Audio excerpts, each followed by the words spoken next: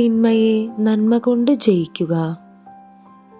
എൻ്റെ വാക്ക് ശ്രവിക്കുന്ന നിങ്ങളോട് ഞാൻ പറയുന്നു, ശത്രുക്കളെ സ്നേഹിക്കുവിൻ, നിങ്ങളെ ദ്വേഷിക്കുന്നവർക്ക് നന്മ ചെയ്യുവിൻ, ശപിക്കുന്നവരെ അനുഗ്രഹിക്കുവിൻ, അധിക്ഷേപിക്കുന്നവർക്ക് വേണ്ടി പ്രാർത്ഥിക്കുവിൻ.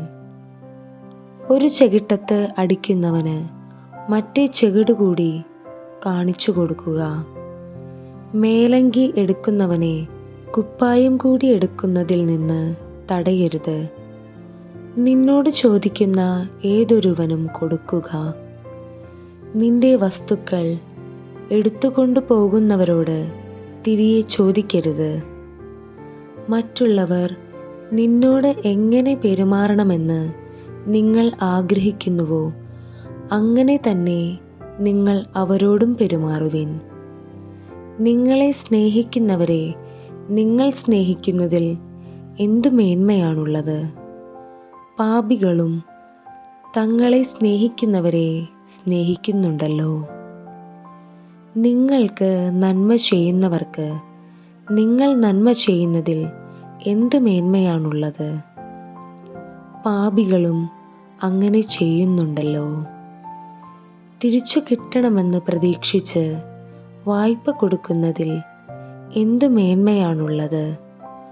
കൊടുത്തിടത്തോളം തിരിച്ചു കിട്ടുമെന്ന പ്രതീക്ഷയിൽ പാപികളും പാപികൾക്ക് വായ്പ കൊടുക്കുന്നല്ലോ.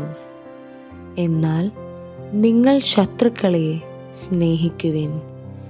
തിരിച്ചു കിട്ടും എന്ന് പ്രതീക്ഷിക്കാതെ മറ്റുള്ളവർക്ക് നന്മ ചെയ്യുകയും വായ്പ കൊടുക്കുകയും ചെയ്യുവിൻ.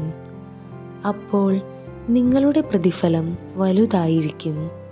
നിങ്ങൾ അത്യുന്നതൻ്റെ പുത്രന്മാരായിരിക്കുകയും ചെയ്യും.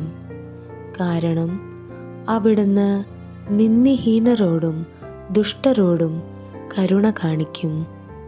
നിങ്ങളുടെ പിതാവ് കരുണയുള്ളവനായിരുന്നതുപോലെ നിങ്ങളും കരുണയുള്ളവരായിരിക്കുവിൻ.